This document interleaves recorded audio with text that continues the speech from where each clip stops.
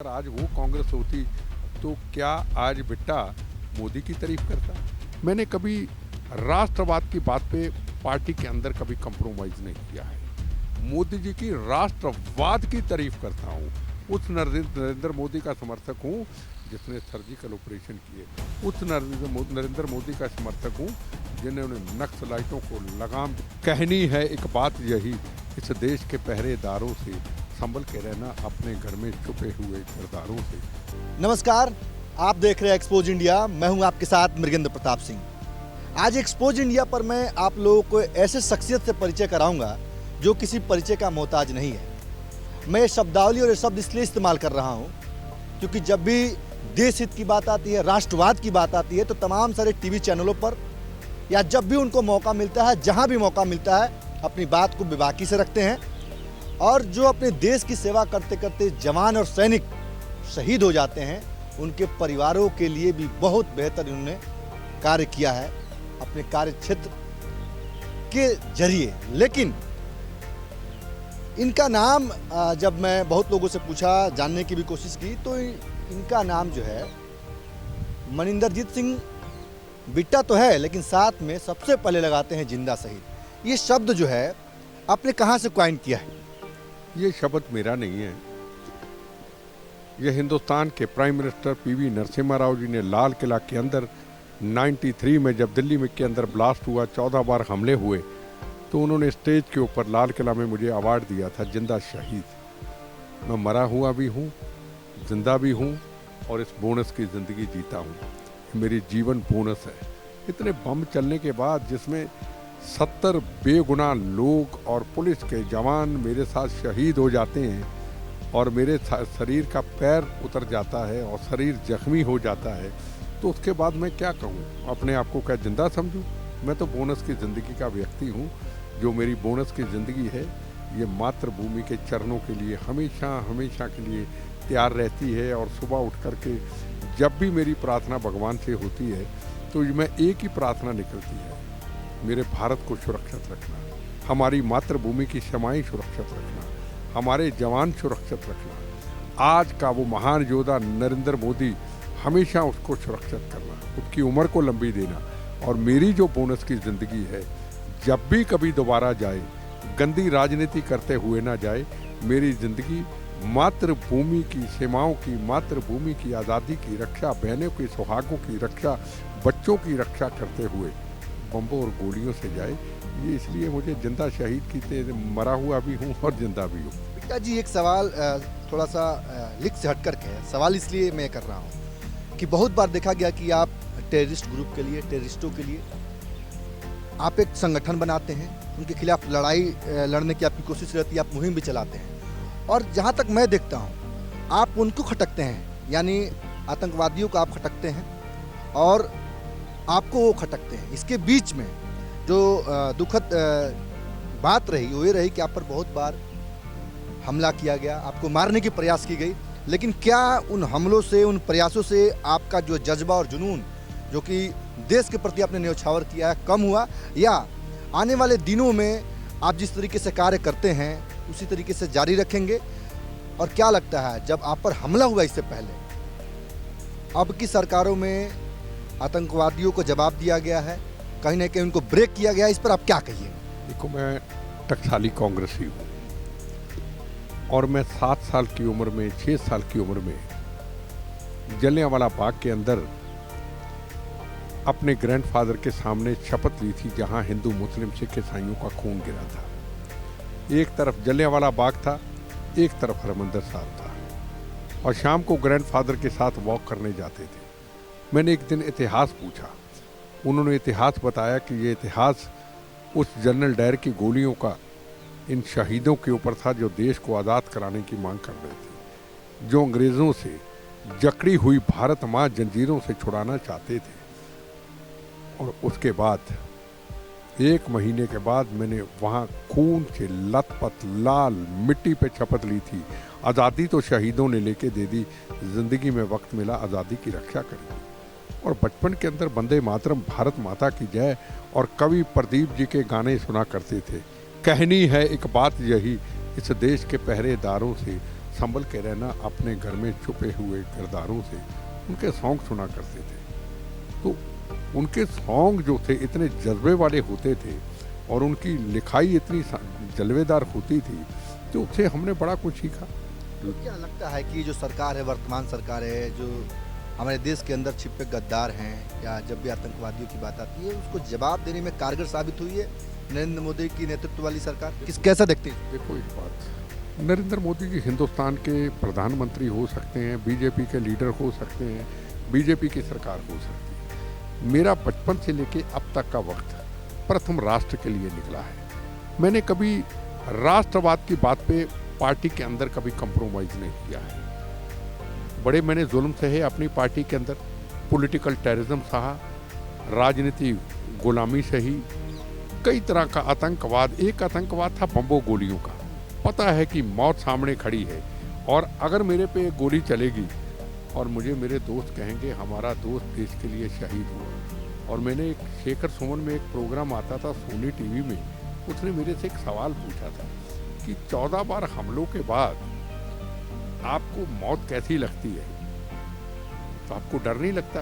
मैं कहा मौत मेरी दोस्त है, डर की जहाँ तक बात है मौत से मैं नहीं डरता, एक चीज़ से डरता हूँ। उसने कहा ये कौन सी ऐसी चीज़? मैं कहा मौत अगर बम्बो गोलियों से आएगी तो मैं शहीद कहलाऊँगा। मेरे बच्चे कहेंगे हमारा बाप देश के लिए शहीद हुआ, मेरे माँ बाप कहेंगे हमारा बेटा देश के लिए शहीद हुआ, बम्बों से शहीद हुआ। और मैं राजनीतिक आतंकवाद से बहुत डरता हूँ, राजनीतिक गुलामी से डरता हूँ। अगर बम्बो गोलियों के अलावा राजनीति गुलामी, पॉलिटिकल टेररिज्म से मेरी मौत आती है, फिर मेरी मौत और जानवर की मौत में फ़र्क नहीं रहेगा। उसी दिन से मेरी ये प्रार्थना चलती है, हे भगवान मौत देना तो बम्बो गोलियों से देना। तो मैं अपनी पार्टी के अंदर कई वर्ष राजनीतिक आतंकवाद का गुलाम रहा, पॉलिटिकल टेररिज्म का गुलाम रहा, बार बार सुरक्षा दी गई, बार बार वापस की गई। अगर अफजल के मेडल लौटाने राष्ट्रपति अब्दुल कलाम जी को परिवारों के साथ गए तो इंटेलिजेंस ब्यूरो से धमकियां मिलती रही, सरकारों की तरफ से धमकियां मिलती रही। मेडल लौटाओगे 93 की तरह रायसीना रोड के अंदर जिस तरीके से तेरी सुरक्षा विड्रा हुई थी, अगले दिन ब्लास्ट हो गया था, तेरी सुरक्षा हट जाएगी तो मारे जाओगे। मैं कहा मरना कबूल है, पर देश का अपमान और जिन शहीदों के पतियों ने, जिन मेरी बहनों के पतियों ने भारत के संविधान की रक्षा करते हुए कुर्बानी दी है, उनके कातलों को फांसी लगाना ये मेरा पहला कर्तव्य है। तो मेडल उठाए, मेडल उठाने के बाद सुरक्षा हटी, चिदम्बरम ने हटाई।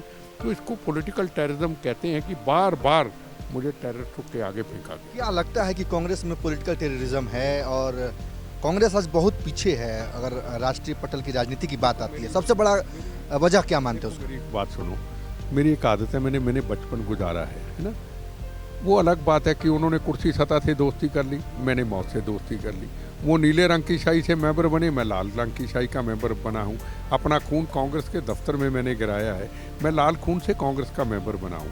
मैं उस कांग्रेस का मेंबर हूँ जिसके कभी सुभाष चंद्र बोस जी कांग्रेस के प्रेसिडेंट थे। मैं उस कांग्रेस का मेंबर हूँ जिसके सरदार पटेल उस वक्त के होम मिनिस्टर थे। मैं उस कांग्रेस का मेंबर हूँ जिसके लाल बहादुर शास्त्री जी थे। सवाल है कि जिस जहाँ रहो उसको बुरा मत कहो, पर हाँ ये मैं ज़रूर कहूँगा कांग्रेस वो नहीं है, वो कांग्रेस नहीं है। कांग्रेस में बहुत बड़ा अंतर है। अगर आज वो कांग्रेस होती तो क्या आज बिट्टा मोदी की तारीफ करता? आज मोदी जी की तारीफ करता हूँ तो मोदी जी की तारीफ इसलिए नहीं करता हूँ कि मोदी जी एक प्रधानमंत्री है, मोदी जी एक बीजेपी का लीडर है। मोदी जी की राष्ट्रवाद की तारीफ करता हूँ, मोदी की वो तारीफ करता हूँ जिस नरेंद्र मोदी जी ने हजारों जवानों का बदला जो शहीद हुए इन लोगों की राजनीतिक गलतियों से, कश्मीर के मुद्दे को बर्बाद किया जो इन्होंने, उनका बदला लिया, 370 धारा हटा। उस नरेंद्र मोदी का समर्थक हूँ, उस नरेंद्र मोदी का समर्थक हूँ जिसने सर्जिकल ऑपरेशन किए, उस नरेंद्र मोदी का समर्थक हूँ जिन्होंने नक्सलाइटों को लगाम दी और 70 जवान रोज हमारे शहीद होते थे, आज वो नहीं होते। मैं उस मोदी का समर्थक हूँ जो दिवाली के दिनों के अंदर दिल्ली के अंदर जगह जगह ब्लास्ट होते थे, बॉम्बे के अंदर ट्रेनों में ब्लास्ट होते थे, 26/11 की घटना होती थी, जयपुर के अंदर ब्लास्ट में एक दिन के अंदर 100 बेगुना लोग मारे जाते थे। क्या आज कभी होते हैं? मैं उस नरेंद्र मोदी का समर्थक हूँ जिसने 370 दारा कैंसर की बीमारी को 70 साल का इतिहास जो था खून से लथपथ उखाड़ करके कैंसर की बीमारी को फेंक दिया। मैं उस नरेंद्र मोदी का समर्थक हूँ जिसने वो राम जन्मभूमि, वो काफरों ने जिसका अपमान किया था। कौन था बाबर? काफिर था। कौन था औरंगजेब? काफिर था। कौन था बाबर? जिसने गुरु नानक देव जी की चक्की पिसवाई थी। कौन था औरंगजेब? जिसने हमारे छोटे साहबजादे गुरु गोविंद सिंह महाराज के साहबजादों को शहीद किया था। कौन था औरंगजेब? उनकी औलाद, काफिर की औलाद, जिन्होंने गुरु तेग बहादुर जिन्हें अपना शीश दिया, हजारों कुर्बानियां दी गई और राम जी का अपमान किया।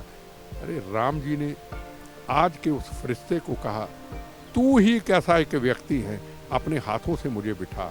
तो उसको जिम्मेदारी दी, उन्होंने हाथों से बिठाया। कैसे ना समर्थक करूं, कैसे ना उसके लिए बोलूं। अगर किसान आंदोलन के बीच में और सरदार साहब कहते हैं कि हमारा यार तो इमरान खान है, दुश्मन तो हमारा मोदी है, तो उन सरदार साहब को चैलेंज करके मैं कहता हूं, आपका यार इमरान खान, जो गुरु नानक ननकाना साहब का अपमान किया जाता है किसी काफिर की तरफ से कि ननकाना साहब को मकबरा बनाएंगे, हमारे हिंदू और सिख भाइयों की बेटियों को अपमानित किया जाता है, किडनैप किया जाता है, हमारे जवानों को इमरान खान की सरकार रोज शहीद करती है। हमारा यार इमरान खान और हमारा योद्धा नरेंद्र मोदी जिसने जो काम किए मैंने बता दिया। अपने हिंदुस्तान के प्रधानमंत्री की तारीफ करना अगर पाप है तो कोई समझता रहे। ऐसा लीडर, ऐसा योद्धा हमें मिला, हमें फख्र है। एक सवाल मैं आपसे और बिट्टा जी करना चाहूँगा। किसान आंदोलन का आपने जिक्र किया। किसान आंदोलन को लेकर के जब हम बात करते हैं तो 26 जनवरी का प्रकरण सबके जहन में आता है। 26 जनवरी के दिन हम ये भी देखते हैं कुछ उपद्रवी लाल किले के पास पहुंच जाते हैं और उस प्राचीर तक पहुंच जाते हैं जहां से अपने देश के यशस्वी प्रधानमंत्री हर एक साल, चाहे जो भी प्रधानमंत्री रहे, वो तिरंगा झंडा फहराते हैं। वहां पर एक धार्मिक झंडा फहरा दिया जाता है। आपको कैसा लगता है वो तस्वीरें देख करके? बड़ा आपने एक अजीब सवाल पूछा, कैसा लगता है। दुख इस बात का है, अगर 14 बार हमलों से मेरे से कोई सवाल पूछा जाता है पहला ब्लास्ट कब हुआ, तो मैं फक्र से कहता हूँ पहला ब्लास्ट आज़ादी के तिरंगे झंडे की रक्षा करते हुए 15 अगस्त को अमृतसर में चला, जहां चारों तरफ गोलियां थी, जहां चारों तरफ बम था, जहां हरमंदिर साहब की पवित्रता को भंग किया जाता था। जब हरमंदिर साहब की पवित्रता को भंग करते हुए ऐलान किया जाता था, दिल्ली के अंदर, बॉम्बे के अंदर, पंजाब के अंदर, हरियाणा के अंदर शाम तक मार दिया जाएगा, गोलियों से घड़े से पर्चियां निकलती थी। उस वक्त 93, 92 के अंदर जब आतंकवादियों का चैलेंज आया था, बिट्टा अगर तिरंगा झंडा लहराएगा बम्बों गोलियों से उड़ा दिया जाएगा, तो तब मैंने पहला तिरंगा झंडा लहराते हुए बम शरीरों पे खाए थे और तिरंगे झंडे की रक्षा की थी। आज मैं रोता हूँ, मेरी आत्मा रोती है, मरने के बाद मेरी रूह रोती रहेगी। अपनी आंखों के सामने दिल्ली के अंदर बैठा हुआ टीवी के अंदर वो तिरंगे झंडे को जब अपमानित करते हुए उनके हाथों से, खालिस्तानियों के हाथों से देखता हूँ और वो पुरानी याद आती है कि AK-47 सामने, रॉकेट लॉन्चर सामने, गोला बारूद सामने और वंदे मातरम, भारत माता की जय, बोले सोनिहाल, सत श्री अकाल करते हुए तिरंगे झंडे को लहराया और तिरंगे झंडे को कहीं आंच नहीं आने दी। और आज आज़ाद मुल्क के अंदर इतने सालों के बाद वो लाल किला जो हिंदू, मुस्लिम, सिख, ईसाइयों की मातृ भूमि की खून से लथपथ धरती पे ऊपर हिंदू, मुस्लिम, सिख, ईसाइयों के खून से बना हुआ तिरंगा झंडा लहराता हुआ, जहां पंडित जवाहरलाल नेहरू से लेके जब झंडा लहराया गया, नींव रखी गई, वहां सरदार पटेल भी थे, वहां बाबा साहब अम्बेडकर भी थे, वहां लाल बहादुर शास्त्री भी थे, और उसके बाद आज तक डॉक्टर मनमोहन सिंह, अटल बिहारी वाजपेयी, इंदिरा गांधी, राजीव गांधी, तिरंगा झंडा लहराया और उसको अपमानित कर दिया जाता है। इससे ज़्यादा दुख और पीड़ा की बात क्या हो सकती है हमारे लिए। और मैं आपको बिल्कुल स्पष्ट कह दूं, 19,000 बेगुनाहों का कत्लेआम इन खालिस्तानियों ने पंजाब के अंदर किया। 19,000 थोड़े नहीं होते। और हिंदू भाइयों ने फिर भी कहा कोई बात नहीं, हम शांति का रास्ता अपनाते हैं। वो दाग तो अपने पे मिट गया, पर ये जो तिरंगे झंडे का अपमान हुआ है ना, इस पगड़ी पे दाग लगाया ना, खालिस्तानियों, हम वो सिख जो मजलूमों की रक्षा करने वाले, जो कोरोना के ऊपर सिख पूरा समाज लंगर लगाने वाले, दुखियों के काम आने वाले, मजलूमों की रक्षा करने वाले, आपने जो हमारे पे दाग लगाया है ना, ये मिटने वाला नहीं है। मैं तो यही कहूँगा, जितनी देर मेरा जीवन है और मरने के बाद भी मेरी रूह भी दुनिया के हर उस हिंदुस्तानी से सिर झुका के क्षमा मांगती रहेगी कि हमें हमेशा क्षमा करना। ये हमारी पगड़ी पे इन खालिस्तानियों ने, देशद्रोहियों ने बहुत बड़ा दाग लगाया। एक सवाल ये भी है कि इस आंदोलन के जरिए खालिस्तान का जिक्र आ रहा है, खालिस्तानी एजेंडे को परोसा जा रहा है, ये कहाँ तक सही है? और दूसरा पक्ष ये भी है, इस सवाल के साथ भी थोड़ा सा सवाल मैं कनेक्ट करना चाहूँगा। इसमें एक बात ये भी आ रहा है कि बहुत सारे लोग कह रहे हैं कि जो सिख चाहे जो लोग जो है इस किसान आंदोलन का समर्थन नहीं कर रहे हैं, उनको किसानी से मतलब नहीं है, वो सरकार के एजेंट हैं। क्योंकि अगर आप ढंग से इस पूरे बिल को पढ़िएगा तो किसान के हित कर नहीं, और किसान मान रहा है कि हित कर नहीं है, तो सरकार क्यों नहीं जो है ये बिल वापस करती है? इस पर क्या कहिए? सरकार के कौन एजेंट है, मैं आपसे पूछना चाहता हूँ। आपसे पूछ किस एजेंट की बात कर? जैसे वो लोग आरोप लगा रहे हैं कि जो लोग इस बिल का समर्थन नहीं कर। देखो मेरी बात सुनो, मैं तिरंगे झंडे के अपमानित होने के बाद कई डिबेट पे गया। हम पॉलिटिशियन ज़्यादा तौर पे बेशर्म लोग हैं, हमें शर्म या नाम की कोई चीज़ नहीं है। हमने तिरंगे झंडे को अकेला छोड़ दिया, हमने तिरंगे झंडे पे भी राजनीति करनी शुरू कर दी। मुझे एक चीज़ बताइए कि नरेंद्र मोदी जो तिरंगे झंडे के लिए, मातृभूमि की सीमाओं के लिए हमेशा 56 इंच की छाती को लेके चाइना पे बॉर्डर पे खड़ा हो जाता है और चाइना को ये वंगारता है इशारों में, पहली गोली चलेगी पहले नरेंद्र मोदी का सीना पार करके फिर मेरे जवान की तरफ जाएगी, उस नरेंद्र मोदी के ऊपर शक करते हैं। ये बिल्कुल आरोप गलत है। और जहां तक किसानों की बात है, मैं आपको बिल्कुल ये स्पष्ट कर दूं, जब से सरकार बनी, मैं को सरकार का, बीजेपी का समर्थक नहीं हूं, 3 तलाक का बिल सिर नहीं झुकाया। सर्जिकल ऑपरेशन के 2 बड़े हुए, बार बार पूछा गया प्लेन क्यों गए, जवान क्यों गए, वहां क्या करके आए, बार बार सवाल पूछे गए, किसी से बातचीत नहीं की। 370 धारा हुई, सवाल पूछे गए, ऑल पार्टी मीटिंग की बात की गई, नहीं हुई। राम जन्मभूमि सिर नहीं झुकाया, जो कर दिया फैसला कर दिया। चाइना बाग का आंदोलन सिर नहीं झुकाया। अब आ गया किसान आंदोलन, किसानों के आगे तो सिर अभी भी नहीं झुकाया। किसानों के लिए तो वो जो भी कहता है मेरा बिल ठीक है, अगर सिर झुका है तो ये पगड़ी के आगे झुका है, ये गुरु महाराज की सिख फौज के आगे सिर झुका नरेंद्र मोदी जी का। आइए हम बैठ के बात करते हैं। और बात चलती रही, ये तो बीच में टकैत आ गया, ये हमारे सिख समाज की लाशों के ऊपर राजनीति करना चाहता था। जमानत जब्त टकैत की, कांग्रेस की तरफ से इलेक्शन लड़ा, जमानत जब्त, अब पूछने वाला कोई नहीं। आज उन्होंने सिख समाज की, अब तो सबसे बड़े नेता बनकर उभर गए हैं किसान आंदोलन से। ऐसे बड़े नेता आए, बड़े चले गए हैं जी। ये अन्ना हजारे का भी आंदोलन चला था, स्वामी रामदेव का भी तो आंदोलन चला था, कई आए, कई आंदोलन चले गए, यहाँ से कई आए चले गए। ऐसे नहीं होता आंदोलनों में आके कि आप कह दो गोली चला दो, हम गोली खाएंगे, हम गोली चलाएंगे, लाठियों पे तेल लगा के आना। तेरी ऐसी की तैसी लाठियों के, ये हिंदुस्तान है भाई, ये 2021 का भारत है, हिंदुस्तान है, हिंदुस्तान तेरा नहीं है। हमने भी खून दिया है देश के लिए, जवानों ने खून दिया देश के लिए, हज़ारों जवानों ने शहादतें दी हैं, कुर्बानियाँ आज भी जवान देते हैं, सीमाओं की रक्षा करते हैं। जवान हमारा रात को जागता है और आज हम सोते हैं रात को। टकैत जवान जागता है, हम सोते हैं। कोई होश से बात करो कि ये भारत है। इंडिया गेट में फसल उगा दूंगा, क्या शहीदों के स्मारक को तोड़ेगा तू? क्या इंडिया गेट को तोड़ेगा तू? क्या तिरंगे झंडे का अपमान हुआ? टकैत कहाँ था तू? क्या तिरंगे झंडे का अपमान हुआ? क्यों जाके सिर झुका के नाक नहीं रगड़े तू लाल किला के अंदर? क्या एक बार तुमने क्षमा मांगी? इससे नहीं, इससे ये नहीं होता कि ये तो गलत लोगों ने कर दिया, तुम्हें आना चाहिए था। तुमने हिस्सा बढ़ाने की तूने कोशिश की, तुमने आंदोलनकारियों को 26 जनवरी का दिन दिया, तुमने कहा गोली चलाएंगे, गोली खाएंगे, तुमने ये कहा कि गोली चलेगी तभी हमारी मांगे मानी जाएंगी। और तिरंगे झंडे का अपमान होता है, एक बार तू क्षमा मांगने को तैयार नहीं? तेरा फर्ज बनता था, नाक रगड़ता लाल किला में आके, नाक रगड़ा तूने। जिसको तिरंगे झंडे से प्यार नहीं वो काहे का आंदोलनकारी है जी? बताइए मुझे, मेरे से पूछो तुम कौन हो? मैं कहूँगा मेरा धर्म भारत माँ, मेरी जात वंदे मातरम, कोई मेरा परिवार नहीं, कोई मेरा रिश्तेदार नहीं, सबसे पहले भारत माँ। ये कौन सा तरीका भी? तिरंगे झंडे को आप अकेला छोड़ दोगे? नेतागिरी की खातिर आंदोलनकारी कभी चुनाव नहीं लड़ता, याद रखना।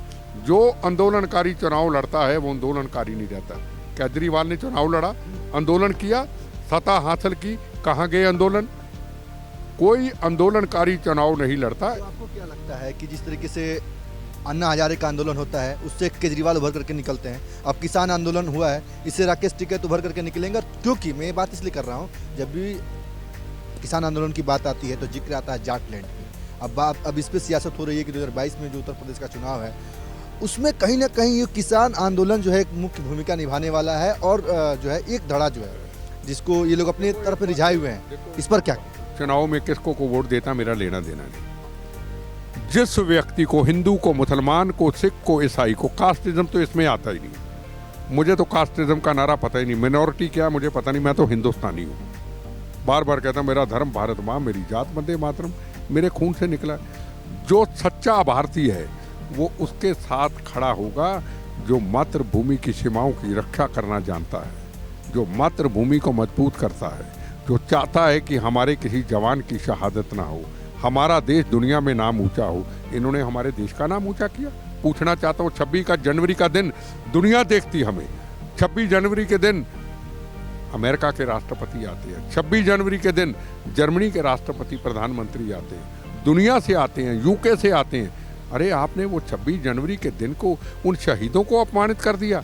रोती होगी वो आत्मा, रोती होगी वो रूहें, जिन शहीदों ने भारत माता की सीमाओं की रक्षा करते हुए जिनकी पत्नियों को सम्मानित किया जाता है, रोती होंगी वो, रोती होंगी भगत सिंह, राजगुरु सुखदेव, मंगल पांडे, इत्तफाकुल्ला खां, रानी झांसी, जलियांवाला बाग के हिंदू, मुस्लिम, सिख, ईसाई, सुभाष चंद्र बोस, लाला लाजपत राय, जिन्होंने लाठियां खाई थी। अंग्रेजों से कहा था लाठियां खाते वक्त एक एक लाठी अंग्रेजों के कफन का काम करेगी, भारत आज़ाद होगा।